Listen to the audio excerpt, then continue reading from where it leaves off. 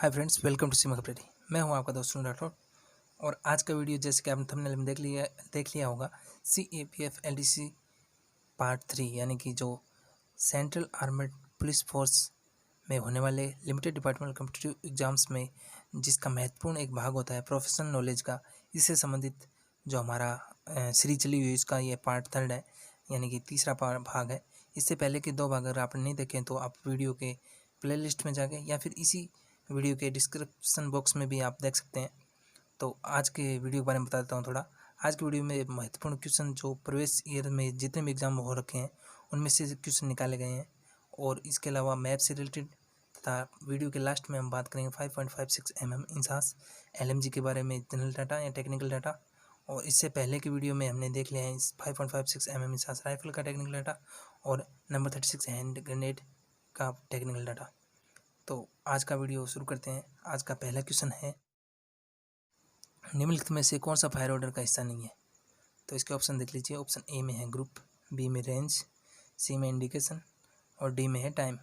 तो easy question है, इसका राइट आंसर है टाइम, क्योंकि फायर ऑर्डर दिया जाता है तो उसमें ग्रुप बताया जाता है, रेंज भी बताई जाती है और इंडिकेशन भी दिया जाता है किस दिशा में फायर करना है, यानी कि सामने या दाएँ बाएँ, रेंज 200 मीटर या 300 मीटर। तो इसका राइट आंसर टाइम होगा यहाँ पे। नेक्स्ट क्वेश्चन, आंतरिक सुरक्षा में तैनाती के दौरान समवाय की नफरी क्या होती है? तो इसके ऑप्शन ए में 135, बी 128, सी 95, डी 85। तो इसका राइट आंसर है 85। नेक्स्ट क्वेश्चन, फायर फाइटिंग की प्रक्रिया में बचे हुए सामान को निकालने की जो है जवाबदारी या जिम्मेवारी किस पार्टी की होती है? तो इसके ऑप्शन देख लीजिए। साल्वेज पार्टी की, fire brigade party, fire fighting party, reserve party. तो इसका राइट आंसर है साल्वेज पार्टी, क्योंकि आग से हमारी प्रॉपर्टी की बचाने या प्रॉपर्टी की रक्षा करने का काम होता है, साल्वेज पार्टी का काम होता है। नेक्स्ट क्वेश्चन है, भारत का सबसे बड़ा परमाणु ऊर्जा स्टेशन कौन सा है? तो इसके ऑप्शन देख लीजिए। कुंडनकुलम, कल्पकम, तारापुर, कोटा। तो इसका राइट आंसर है option number A, Kudankulam. Next question, roll trench का साइज कितना होता है? तो इसके ऑप्शन है 45 सेमी इंटू 45 सेमी, 60 सेमी इंटू 60 सेमी, ऑप्शन सी में 30 सेमी इंटू 30 सेमी और ऑप्शन डी में 45 सेमी इंटू 60 सेमी। तो इसका राइट आंसर है 45 सेमी इंटू 45 सेंटीमीटर, यानी कि ऑप्शन ए इसका राइट आंसर है। नेक्स्ट क्वेश्चन, भारत में स्थापित प्रथम राष्ट्रीय उद्यान है, यानी कि जो सबसे पुराना नेशनल पार्क है वो कौन सा है, ये पूछ रहा है इसमें। तो ऑप्शन ए में है Jim Corbett national park Nainital, option B में दुधवा राष्ट्रीय उद्यान लखीमपुर खीरी, तीसरा है कान्हा किसली राष्ट्रीय उद्यान मध्य प्रदेश और ऑप्शन डी में है काजीरंगा राष्ट्रीय उद्यान असम। तो इसका राइट आंसर है Jim Corbett national park Nainital है ये। तो ऑप्शन ए इसका सही है। नेक्स्ट क्वेश्चन, निम्नलिखित में से कौन सा वायर ऑप्टिकल का प्रकार नहीं है? तो इसके ऑप्शन में है high wire entanglement, double reference fence, cut wire type 1, cut wire type 2। तो इसका राइट आंसर है हाई वायर एंटेंगलमेंट, यानी कि ऑप्शन नंबर ए। नेक्स्ट क्वेश्चन, भारत में एकमात्र सक्रिय ज्वालामुखी बेरन आइलैंड कहाँ स्थित है? तो इसका ऑप्शन देख लीजिए। ऑप्शन ए में अंडमान निकोबार द्वीप समूह में, ऑप्शन बी में दमन एवं द्वीप में, डी में तमिलनाडु, ऑप्शन डी में है आंध्र प्रदेश। तो इसका राइट आंसर है अंडमान द्वीप समूह में, यानी कि जो अंडमान निकोबार द्वीप समूह में है वहाँ पे जो भारत का सबसे एकमात्र जो सक्रिय ज्वालामुखी बेरन आइलैंड स्थित है। तो ये भी इम्पोर्टेंट क्वेश्चन है डिपार्टमेंट एग्जाम्स के लिए। नेक्स्ट क्वेश्चन, कंक्रीट, लोहे या सैंडबैग की मदद से बना ऐसा छोटा मोर्चा जो किसी हथियार के सीधे फायर को रोक सके उसको कहते हैं। तो उसको क्या कहते हैं? सेलर ट्रेंच, ऑप्शन ए में, ऑप्शन बी में पिल बॉक्स, ऑप्शन सी में है स्टील ट्रेंच या ऑप्शन डी में है ब्रेस्ट वर्क। तो इसका राइट आंसर है पिल बॉक्स। नेक्स्ट क्वेश्चन, स्वतंत्रता के बाद हैदराबाद पर अधिकार करने के लिए कौन सा ऑपरेशन किया गया था?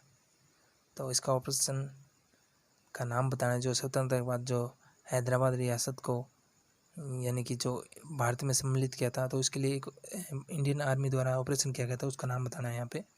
ऑप्शन देख लीजिए। ऑपरेशन ए में है ऑपरेशन पोलो, ऑप्शन बी में है ऑपरेशन विजय, या ऑप्शन सी में है ऑपरेशन शक्ति, और ऑप्शन डी में है ऑपरेशन कैक्टस। तो इसका राइट आंसर है ऑपरेशन पोलो, यानी कि 13 सितंबर 1948 को ये हैदराबाद रियासत को इंडिया में सम्मिलित कराने के लिए ये ऑपरेशन किया गया था इंडियन आर्मी के द्वारा। तो बहुत ही अच्छा क्वेश्चन है ये भी। नेक्स्ट क्वेश्चन, ट्रू नॉर्थ ज्ञात किया जाता है। तो इसके ऑप्शन देख लीजिए, कंपास की मदद से, ऑप्शन बी में ध्रुव तारे की मदद से, ऑप्शन सी में मैप पर खींची गई बैंगनी रंग की पूर्वी रेखाओं की मदद से, या ऑप्शन डी में सूर्य की मदद से। तो इसका राइट आंसर सभी को पता होगा लगभग, ट्रू नॉर्थ ध्रुव तारे की मदद से ज्ञात किया जाता है, क्योंकि जो ध्रुव तारे की मदद से ज्ञात होने वाले उत्तर को ट्रू नॉर्थ कहते हैं।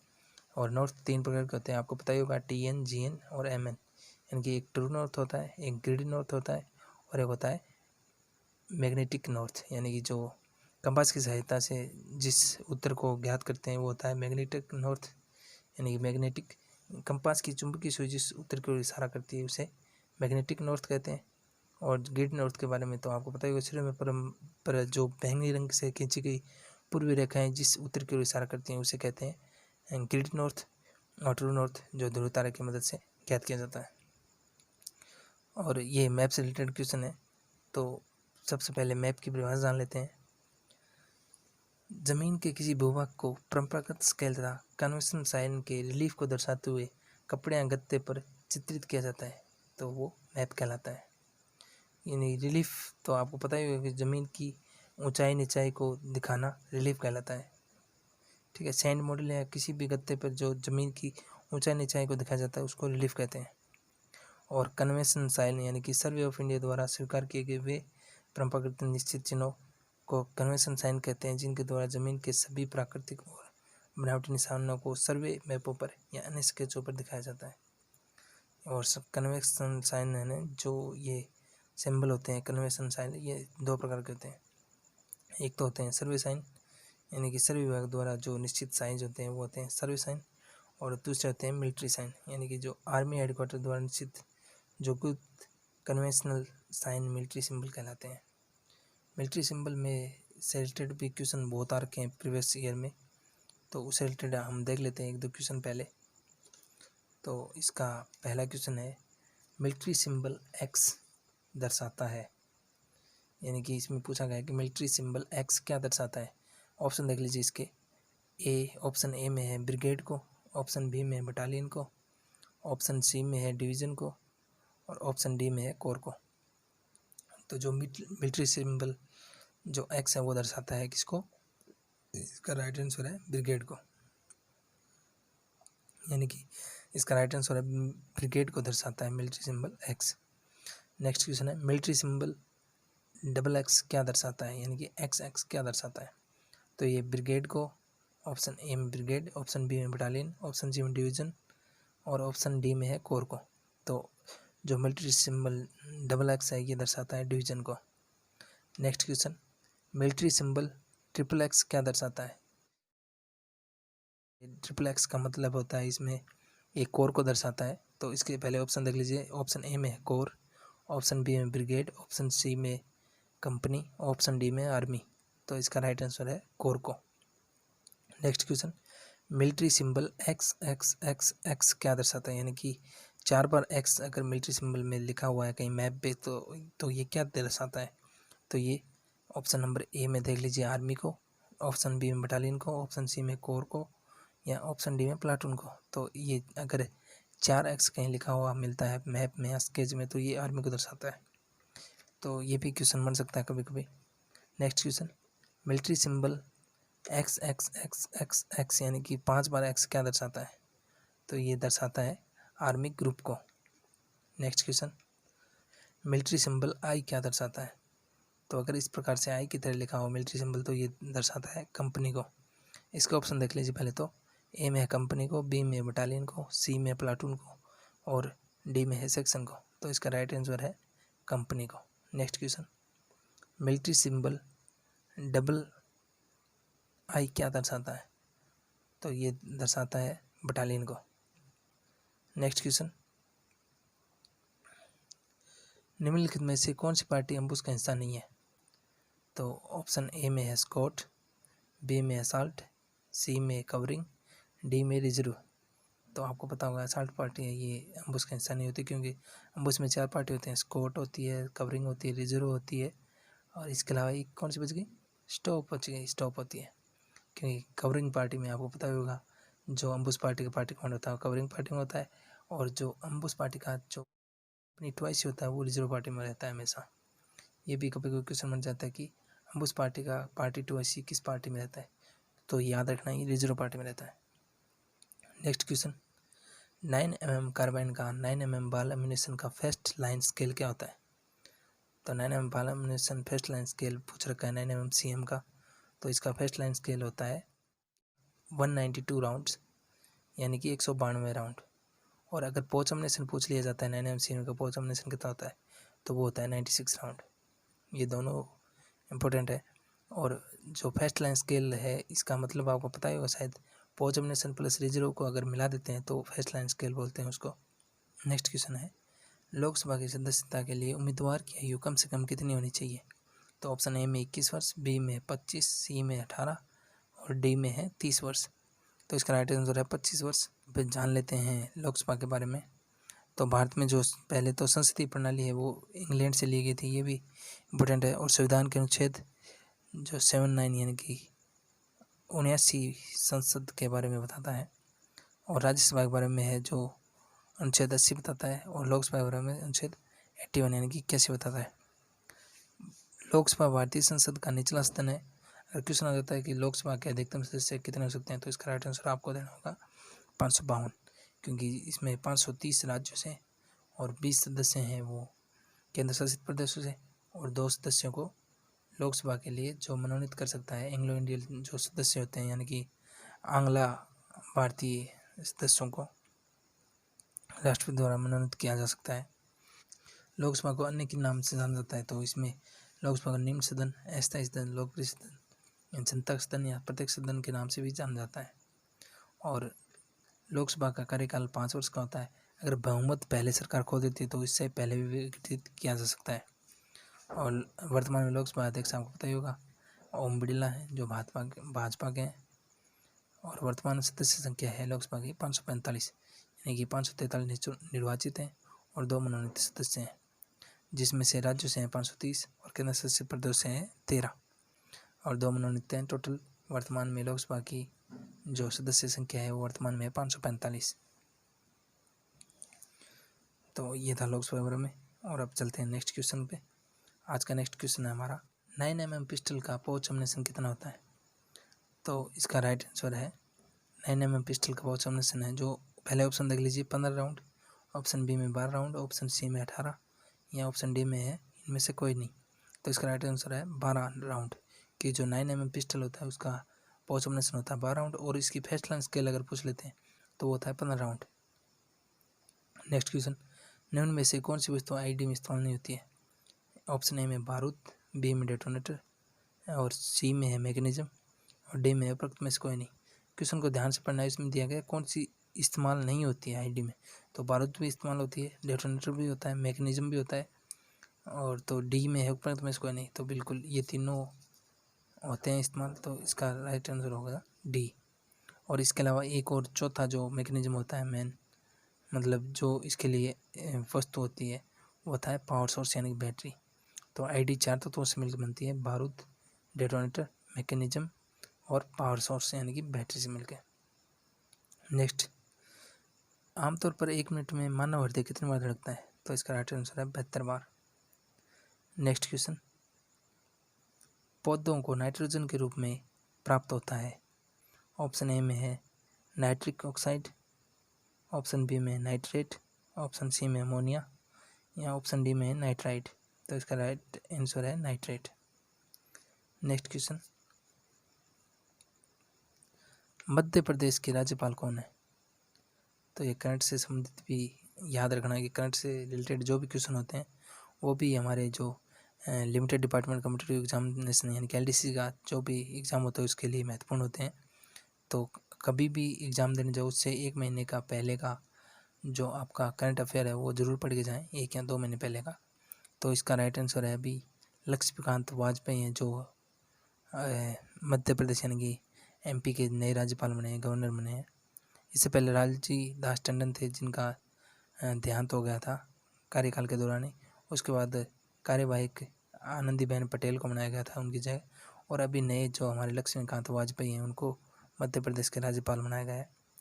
तो मध्य प्रदेश की राजधानी आपको सबको पता है वो भोपाल है, और मुख्यमंत्री शिवराज सिंह चौहान है। और इसमें मध्य प्रदेश में सबसे ज़्यादा राष्ट्रीय उद्यान यानी कि नेशनल पार्क हैं वो 9 है। नेक्स्ट, भारतीय संविधान का अनुच्छेद 343 किससे संबंधित है? ऑप्शन ए में लोकसभा की सीटों से, और ऑप्शन बी में राज्यसभा के लिए सीटों की संख्या से, ऑप्शन सी में संविधान संशोधन से, या ऑप्शन डी में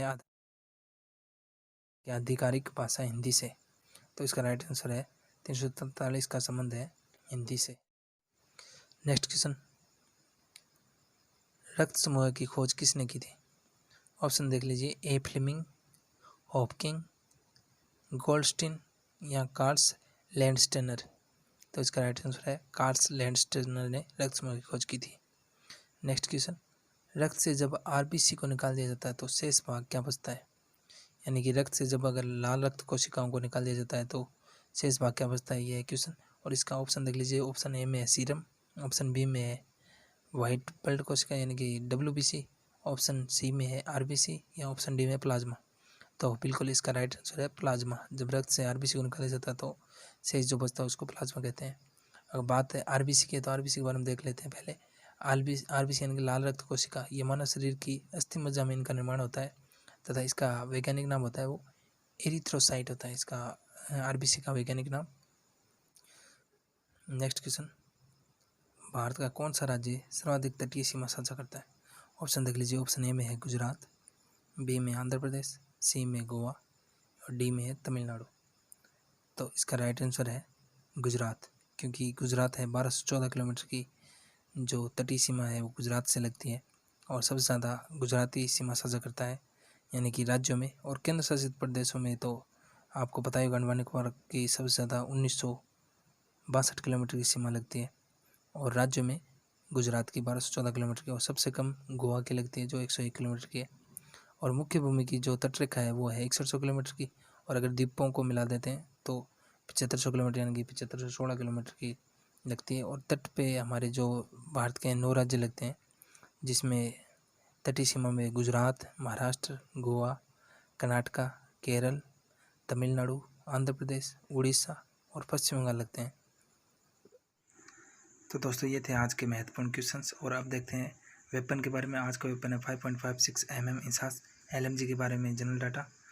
और सबसे पहले देख लेते हैं 5.56 mm इंसास LMG का कैलिबर यानी कि डाया या कुत्र।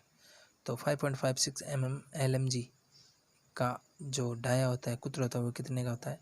तो होता है 5.56 mm का। और इसकी फुल फॉर्म देख लीजिए, Indian small arm system light machine gun, ये इसका पूरा नाम है। और LMG का जो कुल लंबाई है वो होती है 1050 mm, और LMG की बैरल की लंबाई होती है 535 mm। इसका साइड रेडियस होता है 475 mm, और ग्रुप्स होते हैं इसमें 6, यानी ग्रुप्स की संख्या होती है 6, और ग्रुप्स का घुमाव होता है 200 mm दाहिने से बाएं। और मजल वेलोसिटी 5.56 mm इंसास LMG की मजल वेलोसिटी होती है 925 मीटर प्रति सेकंड। और LMG का कारगर रेंज यानी कि 5.56 mm इंसास LMG का कारगर रेंज 700 मीटर। और रेट ऑफ फायर की अगर बात करें तो अगर पूछ लिया जाता है कि रेट ऑफ फायर LMG का रेट ऑफ फायर कितना होता है, तो 650 राउंड होता है। और अगर पूछ लेते हैं rate of fire single shot, तो इसमें होता है 60 राउंड सिंगल शॉट में। और ऑटोमेटिक रैपिड में होता है 150 राउंड प्रति मिनट।